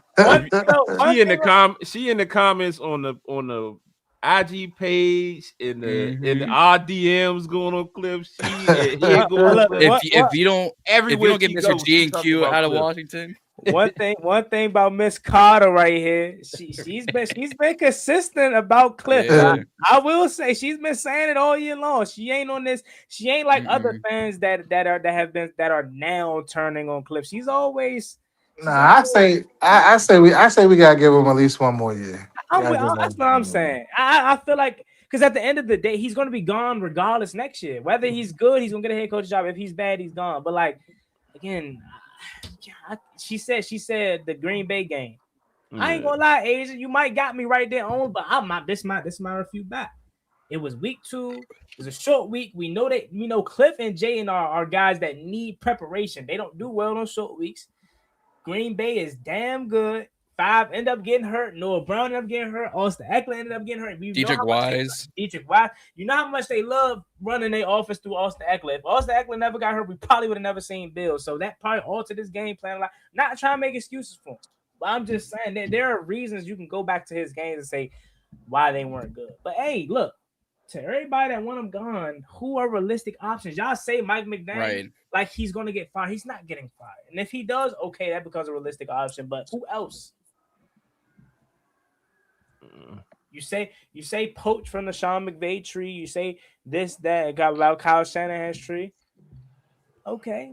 But think about, and I'm not saying this is an excuse for NFL players because I get it. NFL players has to learn how to adjust year to year. But think about all the people that are already concerned about Jay in year 2. He fell off, sophomore slump this, sophomore slump that. Now you're adding a new whole offensive system to his playbook, to his mental and everything. Yeah. And I think he can handle it. Don't get me wrong. I definitely think he can handle it. But like, I don't know. I just say give him one more year, man. And if it's the same thing like it was this year, then he can go. You know. Yeah. But then Jaden will be in year 4. Okay. Already. I mean, look, it's ball. Like Reedy said, it happens. You know what I'm saying? Every year, it ain't gonna be perfect, and I think we're in the best possible situation that for a horrible season again. We're about to have a top 5 pick. Like this is about to be. I wouldn't be surprised if next year we're in a Super Bowl. I'm only saying that. Hey, what a soundboard at? I'm only saying that because hey, look what Cincinnati did. They got that 5th pick, drafted Jamar Chase following year in the bowl, man. So look, if you telling me we had to suffer through this year to get a potential guy like that, I'm all for it. Get rid of DQ. I beg your pardon. Ron Rivera. Dan Quinn has took us to the NFC Championship. We have not been there in all majority of our lifetimes that are in here. The last time he was in the NFC Championship, Joe Gibbs was the head coach. Yeah. How is he worse than Ron Rivera? Like, what are we talking about? Right. If you want the overall cliff notes on what the Ron Rivera era was in Washington, we can be eliminated. That's all you need. The more I see that clip, I feel like he was gonna add. I was watching that shit live, bro. Live. I immediately went to Instagram like, yo, what the fuck did he just say? He really didn't know. That shit was crazy, bro. Y'all think so? I feel like he was He didn't know. He really didn't know. Look. If I run it back, you gotta look at his facial expression because he looks so shocked. Just hold on. Just we can be eliminated. Yeah, you remember the still photo of when he was like that that Cleveland game pissed me off because had Taylor Heineke started like he should have, we would have won that game. Oh my god, We would have won that game. Man, that Cleveland game was. I was pissed. Juan sounds like he's on Cliff's payroll. I'm not. I already told y'all why I don't want to break it up. I'm big on continuity and consistency, something that we haven't had in years, and everybody claims that's what they want. And if you're gonna hold them accountable for this 1 year that where everything fell apart, then I guess cool. But I'm not gonna hold something against somebody where it's like a lot of the things that went wrong is out of their control. I get y'all say that it shouldn't be much switched up because with injuries it still be able to be the same. Easy for us to say we're watching, but it's not easy to know what these guys comprehend throughout the week. The same plays that he run from Mariota, you know what I'm saying, may not be. And I get we say it's the same things because they have the same skill set, but maybe some things that Mariota likes that he can't run with 5 or vice versa. So it's easy on the outside looking in to say Cliff got to be better. He should be able to just pick up the pieces. But do we really know that to be true? Because we're not in these meetings. You know, we're not in the film study. We're not under. Maybe sometimes they don't get it, and Cliff realizes, yeah, he don't understand. So we ain't gonna put that in the game plan. mm-hmm. So I'm not trying to make excuses for him, chat. I understand he's not been perfect, and if he's gone this year, okay. I'm kind of there too. Like if he's gone, okay. But I would prefer to keep him for at least this final year because I think regardless of the fact he's gonna be gone next year, anyways. Yeah. Who cares if we went to the NC Championship, bro? That was Jaden Daniels carrying a dog shit defense. So because of that, you want to waste his rookie contract, bro? He has 5 years of a potential rookie contract. Well, And that fifth year gonna have some money on it. he might get paid out the next year. Still, y'all, if you think after this year that they have soured on Jaden Daniels, you're sadly mistaken. If he goes out there next year and has an MVP-esque kind of year or get back to who we think he is, he could be paid still after next year. So you don't Yeah, I mean, allow. yeah, but that fifth year option is more than the rookie deal was at now. So it's gonna you probably talking like 20 million. I don't think Yeah. they. I was only saying that because we're not. I was trying to make it to the point to John, like we're not wasting his rookie contract because we still have years to use him. But after that, worst case, after his 4th year, he's getting paid if he's the guy. Yeah. Which I have no doubt in my mind he is. You know what I mean? So it's like, okay, John, I get what you're saying. You're telling me so Jaden carried this team last year. We're not slighting that in the lightest. And we're not denying that in the lightest. We get that. I think even if Jaden doesn't get hurt this year, we're still in it right now. You know what I'm saying? Even probably better because look how the division is. The division sucks right now. But my thing to you is, okay, did you have this same kind of energy for Ron Rivera after 2 years? Did you have the same kind of energy for Mike Shanahan or Jay Gruden after 2 years? Mike Shanahan after 2 years is like, I get you're upset in the moment, man, but like, how do we expect things to actually plan out and actually evolve if after every 2 years we're moving on from coaches, we're moving on from coordinators, we're moving on from quarterbacks? You know what I'm saying? Like, I don't know, man. I don't care. That's why I say if you do keep him, like he really needs to fix some shit because it's a problem. I think the offense is more of a problem than a positive. Period. And I mean, I get the stats and all that other shit, y'all. That's hiding the deficiencies. But last year we saw a rookie quarterback come in here and excel, have the greatest rookie season ever, and excel and made everybody look great. And this year we saw something totally different. And again, like it's not even just about the injuries; it's literally about what you're seeing being schemed up in these situations, and that shit is all questionable. Period. So it's like I'm kind of with John in the sense like if you're gonna get rid of him, fuck it, do it now, because then you got year 3, year 4, the quote unquote rookie deal, because year 5 is a kick in. Yeah, it's still overall rookie deal, but it's still gonna be some money kicked in. And quite frankly, Jaden probably gets a contract after next year, but that still wouldn't kick in until like the end of year 5, year 6 anyway. So you know what I mean? It's the big contract now is going to be a little wild, but still at the end of the day, like why waste time? What Terry signed? A 3-year deal? 2, 3-year deal? So someone remember 3 year? 3-year deal. 2 Well, that years. last year is kind of like a voice, so it's more like a 2-year. Yeah, two, like call it 2.5 because they'll Yeah, have so incentives. you got you got to include that in your window as well. Like some of the other guys we got, the Tonsils, and how long Tonsil gonna be around? Who gonna replace him? He about to get You a know what I mean? contract. He gonna get a contract, but it ain't gonna be no 5 years. Something he on the older side of it. Well, Shit. tackles last longer in the league, so maybe Yep. he probably If he play stays healthy. till he 38 or some shit like that. Yeah. You never know. I give him a good 2-3 more years at peak. Trent Williams though. Is Trent Yeah. Williams? Is Trent Williams just like a just not? Is he just like an outlier? Like that's just like, Anonymously. Yeah. Trent, Yeah, he's exactly. a freak of nature. Trent but like that. Laramie's been keeping it quiet though, man. Like He Yeah. is. he's came in and did. Everyone wants to cry about these picks we giving up, but I mean, yeah, what is he 1-for-2 or 1-for-3? Because the Sean trade didn't work out. People will already soured on the Debo acquire. You know what I'm saying? I would go 2-for-3. Who are you giving them the plus for the Debo signing or trade? I give him the plus for the Debo because it was a 5th round pick. If we'd given him a 3rd, I would have gone. All right, I'll give you 1/2. We gave up a 5th round pick. In all honesty, that one didn't bother me. The fact that we gave up a 3rd, a 4th, and a 5th for the Marshawn thing, Yeah, that's what really hurt us. In all honesty, because we could have gotten talent last year in the 3rd round. He is gone. yeah. The Saints got one. The Saints got. Who's to say he's here long term? No guarantees. They talking about Laramie age. I think Laramie stays. I think he kind of expressed that without expressing that in his introductory interview. Yeah, And he seems happy to be here, but also the fact that he's not like the full blown locker room leader. There's already other guys that were here beforehand that have that responsibility. Yeah, and the biggest thing that I think a lot of fans are kind of overlooking, and they just would assume from the record is Sam Cosmi already put it to bed. Like this, Dan Quinn has not lost his locker room.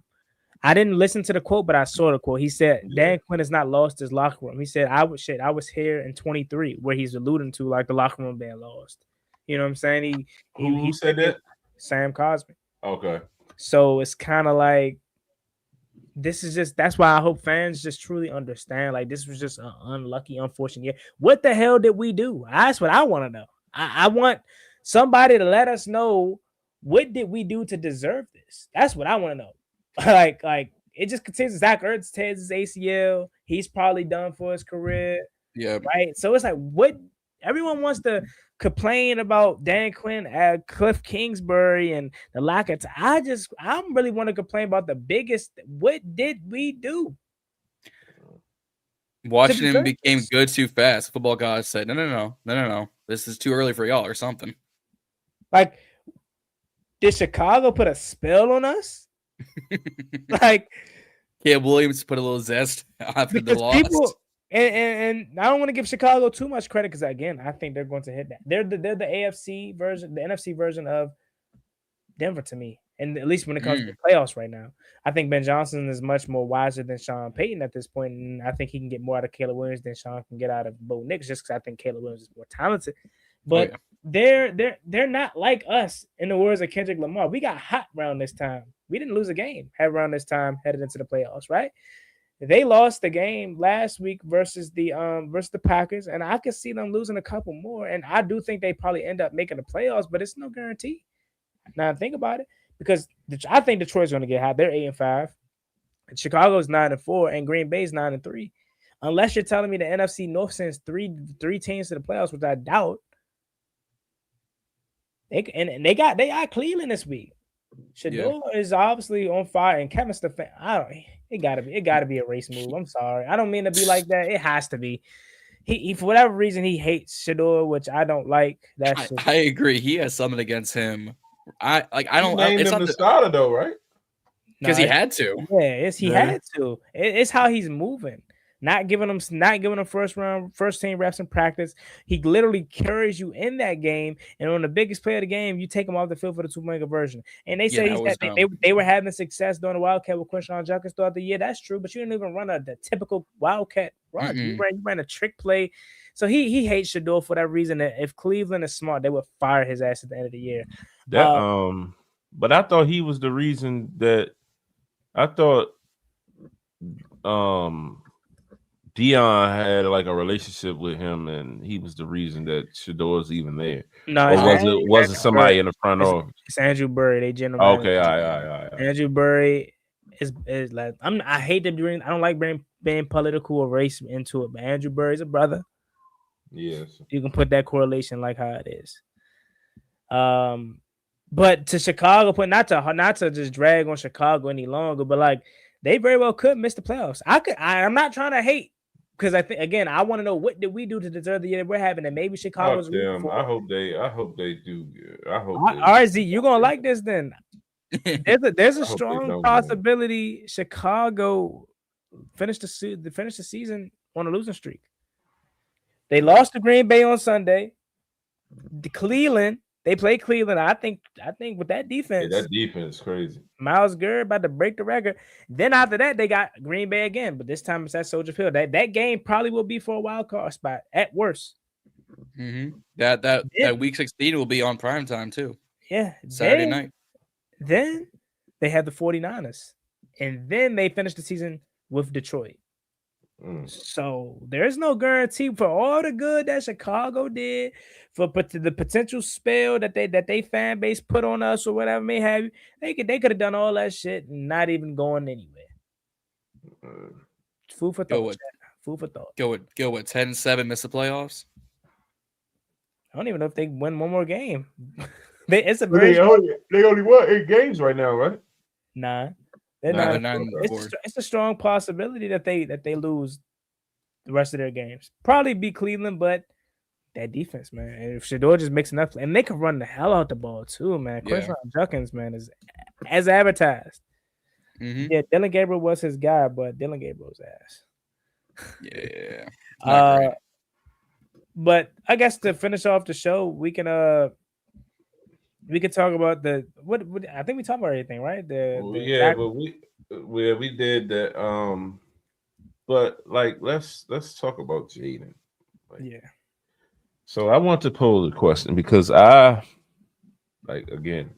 was talking about it. I think we was talking about it a week ago or 2 weeks ago or something like that.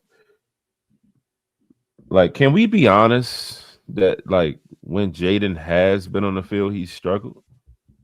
Like, can we just be honest? Like, Jaden is still him. Jaden is still our franchise quarterback. He's still all those things we believe he is. But can we simply be honest that he struggled? I think it's fair to say that.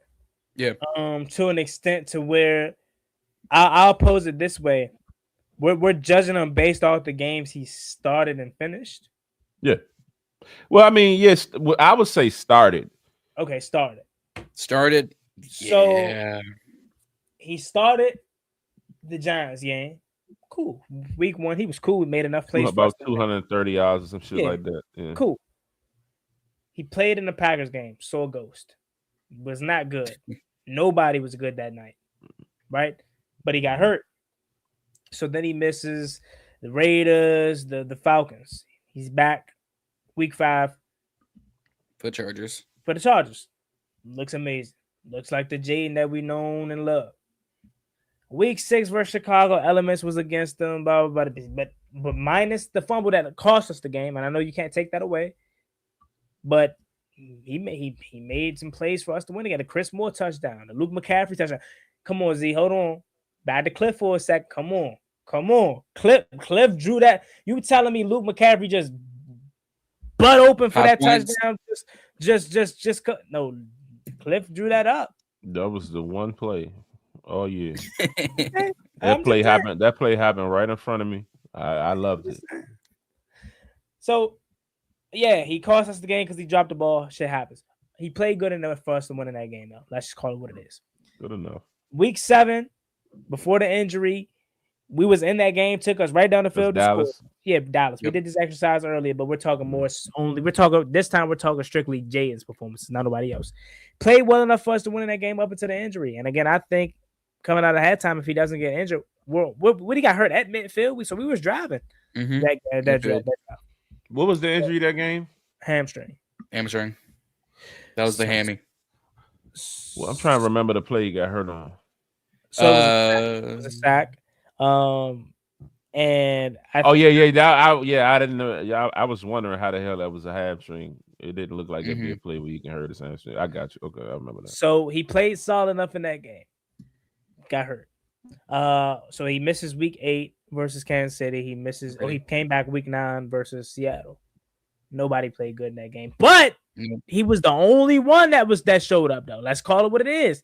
He's the only one that showed up in that game versus Seattle, and he's quite frankly the reason why he got hurt is because he was the only one that was trying to make a play. He's the only one. So in that game, he's not reading defenses the same one. I mean, he's not. Last year that shit was 1-2. But that we saw shit like, oh my god, this dude is just like amazing. Yeah. Like nothing went wrong. Mm-hmm. Where it's like this year, it's just like it's a hesitation. It's a overthink. Like you even hear the commentators talk about like, damn, Jaden could have let the ball go. He's holding the ball too long. It's been all of that though. Yeah. Even still in the games that you're saying he played good enough in, like he just isn't last year Jaden this year. So for whatever reason. So my question to you would be. Well, my question would be to you, shit was like this. Is a lot of that water. This being like that last year was a lot of that because of Jaden only, or was it Cliff? Fuck no, it wasn't Cliff. What the fuck? It wasn't Cliff. That's why I said when Reedy was in here, y'all have flipped on Cliff Kingsbury. And I'm not by any means saying Cliff has been perfect, but remember what the narrative was. Remember, Taylor Britton from Cincinnati said it. Oh, it's a college offense. They get the ball out of his hands quickly. He doesn't have to do much. And we were winning games like that. We were killing teams like that. So, yes, I know 5, and this is not me saying 5 is not good. I know how people like to spin stuff. I'm not saying that whatsoever, but I'm just answering Z's question about why he doesn't look the same. He was getting the ball out of his hands quickly. My assumption or my true theory to that is, for one, he's missing a lot of games. He hasn't had constant practice time with these players. If he's back, Terry's out. If Terry's, Terry's back, correct. He's out. You know what I'm saying? So it hasn't been confidence in terms of, like we said, Jaden is a guy that is key on preparation. He has to practice. He's big on preparing. Why is he the first one in the facility? Because he needs the preparation. When he has to just be thrown out there, he doesn't perform his best. Same with Cliff. But he ain't really been thrown out there though, Juan. They're going weeks before he's be ready, and they give him like a whole nother week to prepare. Like they've given him that time to be ready. So it's like I hear you, and I know it's more than just timing and reps. That's why I was on the side like Jaden needs the reps. Mm-hmm. Play him. He needs the reps. But I get the whole gift wrap, bubble wrap to try to not make him be injured. I get all that, but if you just looking at the execution, mm-hmm. it has regressed. And whether that's timing, whether that's Terry not being at camp, whether it's all those many things, that's all feeds to more reasons why he just needs the reps. Mm-hmm. So it's like, yeah, like it's again, like I said, I started off by saying like he's still him, but he did take a regress back before he even. I mean, yeah, he got injured week 2, but that fucking Green Bay game, I saw it and I was just like, I think it got a little hidden in the Giants game. Mm. It was a little hidden because we ran the ball well and all those other things. So like, because even the offense struggled moving the ball against them week 1. Yeah, let me ask you this though. Just try to remember if you can go back to the 2J and come out. I mean, well, this is more for John because John's more of a college fan. Asia and everybody in chat that can probably think back to this time. Was Jaden really looked at as a quarterback that could truly decipher defenses? Like when you think of Joe Burrow, coming out of college, that was one of his strengths, being able to just pick apart defenses. Yeah, they was trying to say he couldn't read defenses. I remember that. So is that then if that's the case, are we truly surprised that when, again, I know y'all hate giving Cliff credit for what he did, but is it a true surprise that now film is out on him, Cliff can't truly protect him, or let's just put it in what y'all are saying? No. You're Cliff leading right to what I want to say. You're leading right to what I want to say. Go ahead. The film is out. on Cliff's offense, and Cliff don't know how to switch that shit up, and he's running the same shit he ran last year, screens galore. Every time we run a screen, teams know it's coming. Every fucking time. They caught the interception. The Vikings caught the interception because he know we throw the screen. We're gonna throw it to the weak side. He knew that. That shit, he knew it was coming. I think was it the Kansas City game when Debo dropped the joint? Yeah. That was another screen when that happened. Like, they defenses be all over this shit. All over us. They know what's about to come, bro. What offense in this league right now is just truly unstoppable week in a week? I ain't saying it gotta be unstoppable, one. I'm just saying you gotta be able to. People just know exactly what we're doing. Like, it was one of them games this year. They was like, we knew exactly what they was going to do. They lined up and did the shit the same way. That was I just saw that quote too. It might have been Green Bay. They was like, one of them games. They was like, we knew what they were going to do. It was Dak. It was Dak. Dak said, if you're talking about, are you talking about? No. That Dak said that about our defense. Never mind. Listen, somebody was talking about our offense. Like, this shit was it's so basic. Like, Cliff didn't do anything this year to evolve the offense. Year to year, you have to evolve. Okay. Yeah, I get you. I see what you're saying now. So that's why I'm saying overall, like, I don't know. Like, again, I'm not totally against Cliff. Like, when we got him, I was happy. I liked Cliff when he was with Arizona. You know what I mean? I felt like he was a good enough coach. I was excited when we got him.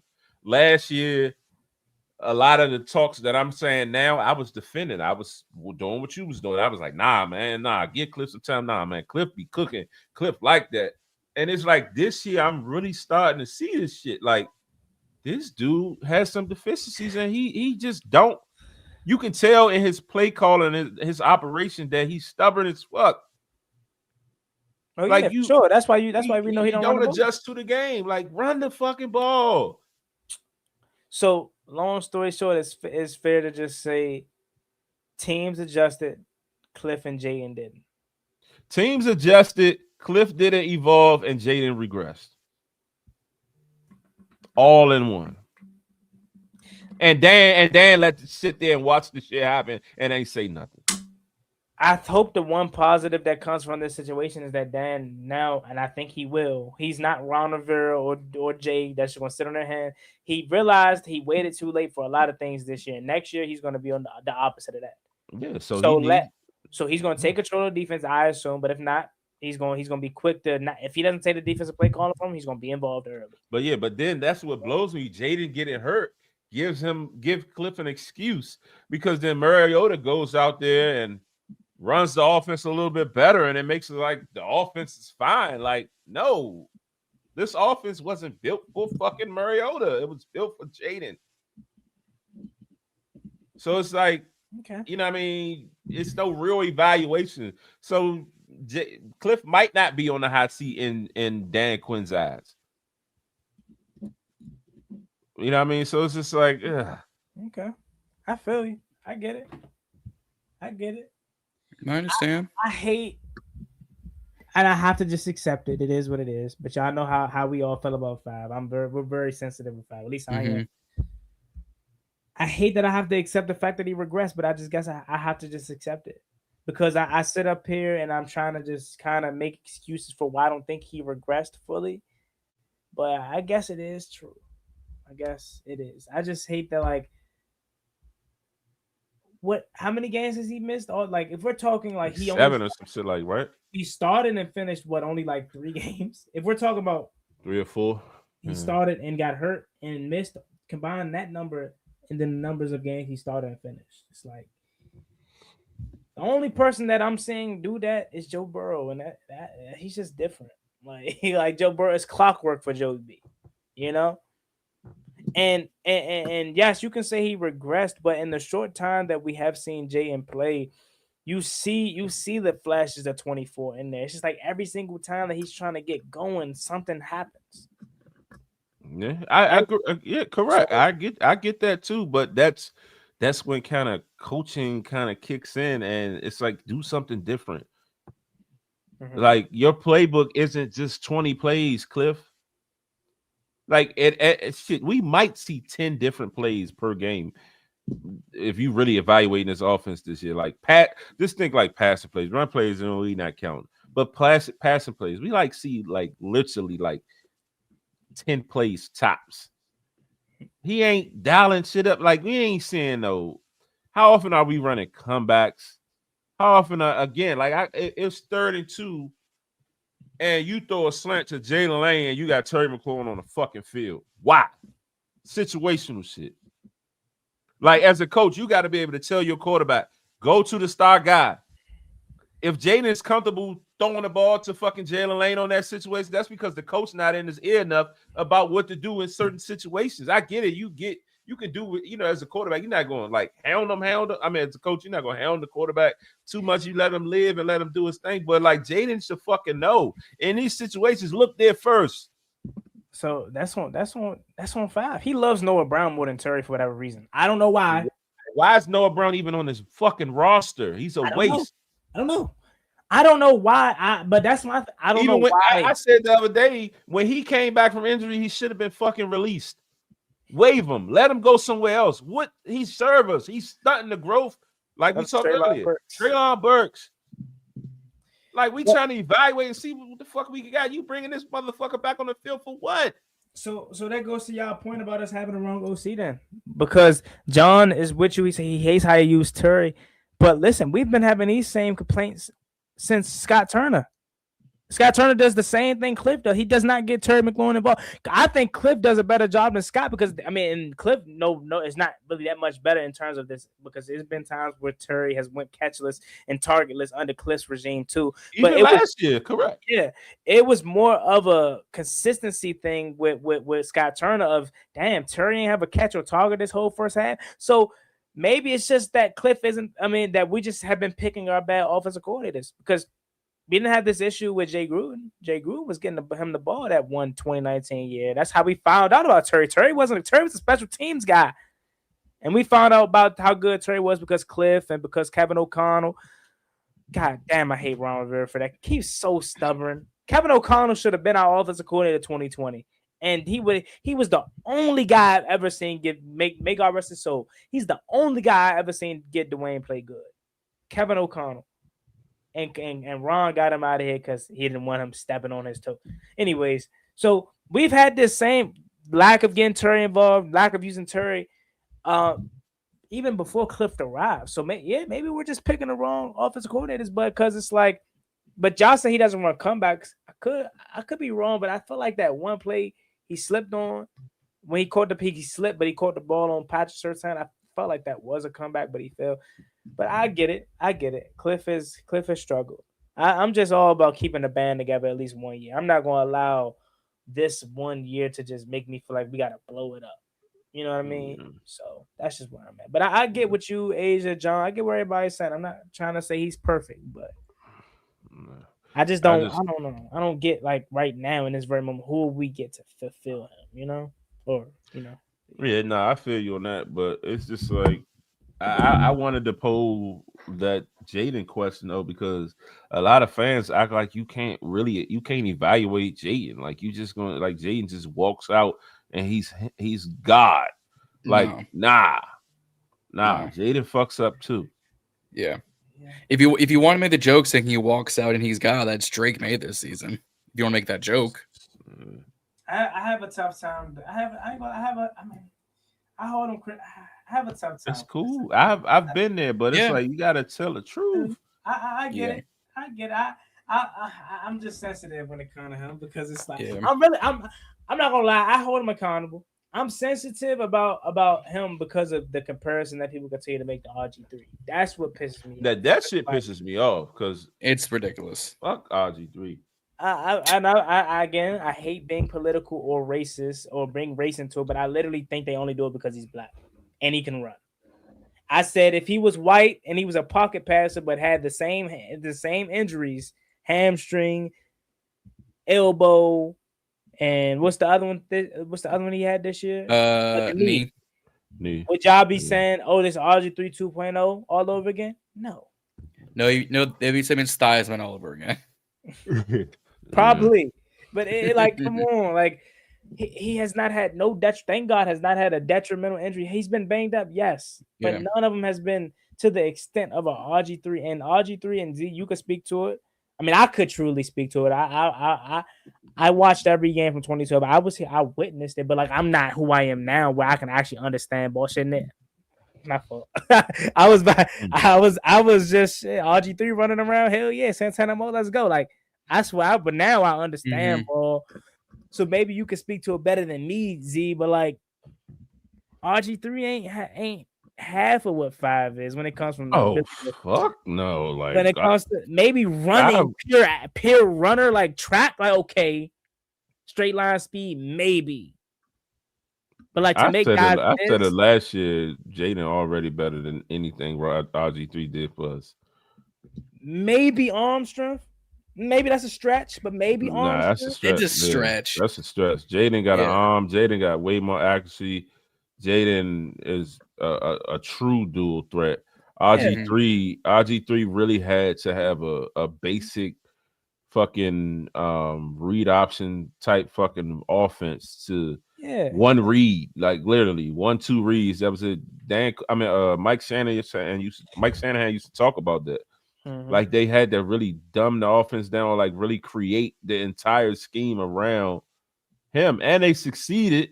So shout out to the Shanahans for being, gurus at this shit. But like, nah, 5 is way more dynamic than he was Robert. A track star. And the only reason I said maybe arm strength is because again I do remember every game from that year. I still remember where I was at. But week 1 versus the Saints, Altrick Robinson play action. Ooh, that's a ball right there. I can't lie, that was a ball. Yeah. Oh, that play action post was pretty. He threw that pass many a times. You know what I mean, especially even against Dallas. Altrick Robinson, because the same fucking play took that shit to the bean. So. But other than that, yeah, he runs a circle around RG3. That's why I just hate when people continue to. But let alone with it being race and being Washington and all, people just don't watch football. Like, they don't, because then they be like, "Well, RG3 did it first. Okay, he's older than him. The fuck." Yeah. I would hope he did it first. Yeah, who cares? That don't mean he can't be better. No. Yeah, it's to the point though when I be like, bro, like. I be in different places and I just be hearing people talk and I just act like I don't even join the conversation. I act like I don't know what I'm talking about. Yeah, I just let them say shit. You do that. You do that yeah, too. it's just like, cause I be wondering like, what the fuck are you talking about? Yeah, because like, I mean, yeah, I'm with you. I'm right there. Because again, I'm not gonna sit up here and act like we're experts, right? We're not experts, but everybody isn't as deep into it as we are. So I'm right there with you, Z. I hear somebody say something about Jay and all this or that, and in my mind, I'd be ready to go back and forth. But you know what I just say? I'd be like, yeah, you right. Yeah, nah, for real. I just agree with him. I just agree with him because I'm like, if they not gonna understand. We missing this tackle, this practice squad play. I don't want to go into that because you're not gonna understand. You're not gonna go back and forth. You know what I mean? So I just be like, yeah, you right. Yeah, I'm with you.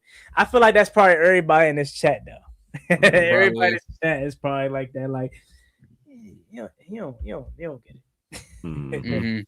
Ain't no point in me wasting my time. Nope. Yeah.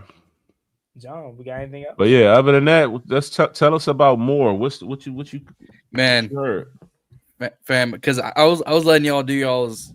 I think I was getting quiet, so I started getting more info. So he first gets fired earlier today, right? He gets detained. We'll remind everyone what you talk about. So we're talking about former Michigan Wolverines head coach Sherrone Moore, who took over from Jim Harbaugh, and that's a whole nother statistic. So he was fired earlier today. Well timed because of the whole National Sign Day. He was fired from Michigan due to an inappropriate relationship with a staff member who was turned out to be a member of his staff, meaning athletics. Well, and then he's detained before we got on. And more news has apparently come out is the reason why he was detained is he was attempting and did break into said house of said staffer he was having the affair with, threatened to himself and her, only reason why people the police found him is because allegedly his wife provided his phone's location. So Wait, hold on. and Back, can you restart? I'm sorry, Chad. I zoned out because I'm at a loss. Okay. yeah. So restart. So he was fired today for an inappropriate relationship with a staffer who was then on his staff. Mind you, he's 30 years old.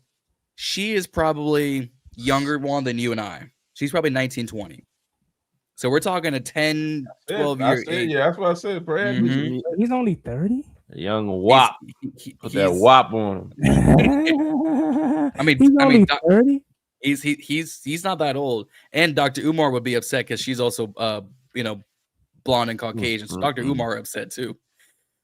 So that he was later detained, and more news has come out. You had to know that too. Yeah. Yeah. That the Figured reason he that was one. detained is that he broke into the house of said staffer he was having the affair with and threatened to himself and him her. And allegedly she's also pregnant. Oh yeah, no, he wild. He 39, and he 39, and she is younger than me. So he threatened it because he want to keep it. There's alleged text going out that there was a forced abortion and everything. I'm gonna let those texts breathe until there's more news out. Yeah. But the only apparently he held a knife to said throat on both of them. And the only reason why they found him was apparently at a local church after his wife, Smart, gave the police his phone's location. He is now in protective custody for obvious reasons. But we will never see this man probably touch a sports again or be allowed on a college campus. These dudes they don't know how to handle themselves, man. Like, oh my God. Bro.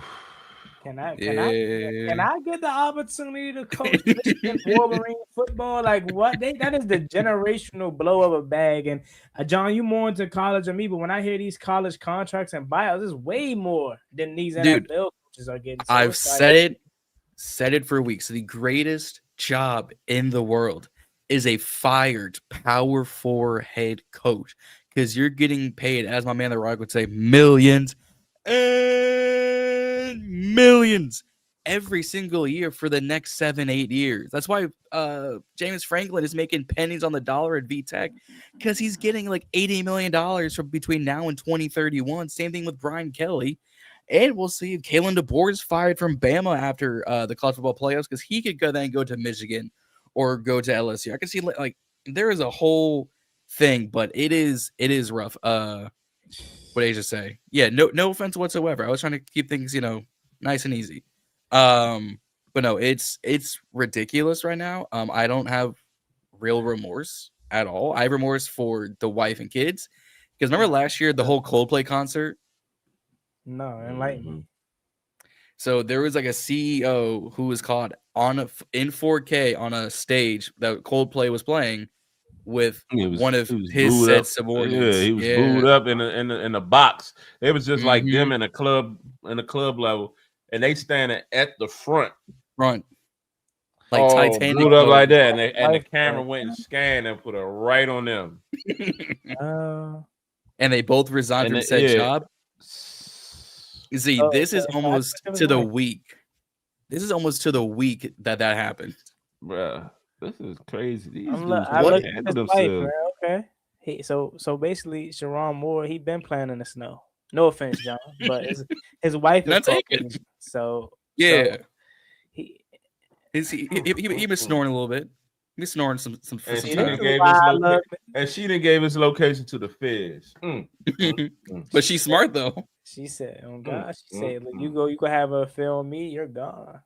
Yeah, but think about it. The wife now probably gonna get money from him and the school. That's generational bag blown. Fam, can't control themselves, man. 10 years from now, that's another one of the reasons. That's why they say don't go get no strains, man. A strange gonna put you in a different place. Yeah. Some people can't control themselves, man. That's what it is. She put it on him. He lost. Yeah, that's what it is. Yeah, they belong to the streets. Talking about a baby. Come on, man. He left it in. So basically, long story short, he had a baby on her. And he didn't want her to have a baby because for multiple reasons. He's on her staff, and his wife probably would have Who found he out. is? Yeah, like a young tender. Yeah. That's why you don't put yourselves in them. What they say, tenderism. Damn, bro, you why fucked that dude. money up. Put himself in that situation to begin with. You got a nice Like- family at home. You got in the words of John, the best freaking job on planet Earth, and you You at ruining that Michigan. for a little affair. Come on, dog. Yeah. What's crazy is the timing, because I was scrolling through Twitter, y'all were talking. Last between Thursday and Sunday was National Signing Day for all recruits. So they waited until after they got everything solidified and signed. They'd be like, now everybody "Yeah, already there. we've been known. We've been known about this. We just want to get our recruits." That was smart on their part. And they still have a bowl game coming up against Texas. Well, that don't matter in this day and age. They can hit the portal after this year. Right? I mean, yeah, but at least they got them for a year. Yeah. Well, it's National Signing Day in terms of high school recruits, their first commit at this rate. Because was it Chris? Not Chris Don. Chris something finally committed to Ohio State. Oh, Chris Henry Jr. Thank you, Chris Henry Jr. Man, Ohio State's a factory, bro. Bro. They're gonna always have stars, bro. They will, but like shout out to Brian Harline for getting that head coaching job at USF. He's about to turn some guys into dogs. Jeremiah Smith breaking news is about to follow him there. Saying, could you imagine? Yeah, that was the next news that came out. That's gonna be interesting to see how that, because that's a wide receiver tree that goes back to Terry McLaurin and Curtis Samuel. Bro, we're talking farther than that. We're talking Ted Ginn. We're talking Michael Thomas. We're talking guys like that. Wide receiver coach. I mean, they say he could have been took a head coaching job, but just having that resume alone, it's like, man. I mean, you want to talk about the definition of loyalty? Brian Harline to Ohio State. Did he play receiver, or he just was one of them coaches that was just I think he played receiver in college and in the league for like a hot. He was a Miami Dolphin. Did he play for the Dolphins? That name sounds. Yeah. Familiar. You said that. Yeah. Let me see if I can remember the number. Number 83. No, I could be wrong. Let me see. 80. Yeah, that sounds about right. 83. Let me see. Let me see if I can just test my ball knowledge right quick. Let me see. 82. Damn, I knew he looked familiar though. He do look. He only 39, so yeah, okay. Yeah. Okay. Yeah, because he was a 4th round draft pick. His NFL statistics: 344 receptions, 4,700 yards, 14 touchdowns. And let's see, 09, 10, 11, 12, 13. He got a $5 million or a 5-year contract. He ended 2016. He was released by the Browns. Oh, so he was in the league from 09 to 2015, and he became a graduate assistant at Ohio State in 2017. And then became interim wide receiver coach at Ohio State in 2018. So he's been coaching for almost as long as his NFL career. Wow. I mean, good for him. He had 2 1,000-yard seasons in Miami. So, like, do what you gotta do. Ain't mad whatsoever. Yeah. Good for him. Good for him. I've been a fan of Brian Harline for a while too. So, like, good for him. Before we get out of here, John, I'll say this. I don't know if 8 is it was gonna be a new start time, but I definitely enjoyed 8. I'm enjoying 8 o'clock. I enjoyed it. It might. I mean, Reedy, the football season is over now. This was the last bit of the football, so it might be. They ain't gonna have no night. He's not gonna have night practice. Shit, we might go 7. Hey, shoot. I mean, we've just gone to about 2 hours already off the 8 o'clock. Yeah. Hey. So we'll see. Hey, we'll see how those rolls. Anything else, John? No, I'm gonna go to bed here soon. I'm running on 4 hours of sleep. I've pretty much been up since 3 a.m. So now it's time to get up out of here. That's a bet. Definitely, if you guys have not already, please like, share, subscribe to the Burgundy Breakdown Wash. We are on our road to 200 subscribers. 200. Yeah. So go over to the channel, sub us up, share it with your peoples. Also follow our individual channels at Reedy and Z, at Ball and Burgie Podcast, at Juan Gotti Soccer Sports. You know, we gonna bring y'all the collab show every Wednesday, but our individual respective channels, we definitely are dropping videos weekly. Shit, I think Juan is like 3 a day at this time. It feels like it. Pause. Oh yeah, pause. Yeah, pause. Oh, I ain't Pause. even catch it. I ain't even catch it. Wow. That's on me. I ain't My even bad. catch it. What'd he say? He Damn. said- I said Juan's 3 a day. Somebody feels like it. Oh yeah. Man. Oh man. Man, I Man. thought we was gonna make it a clean thought show. so. Man. But yeah, check us out. You know what I mean, we're gonna continue to keep bringing y'all this content even through this struggle. We are here. Win, lose, draw. But I'm Z, that's John, that's Juan. We're the Burgundy Breakdown, and we are out.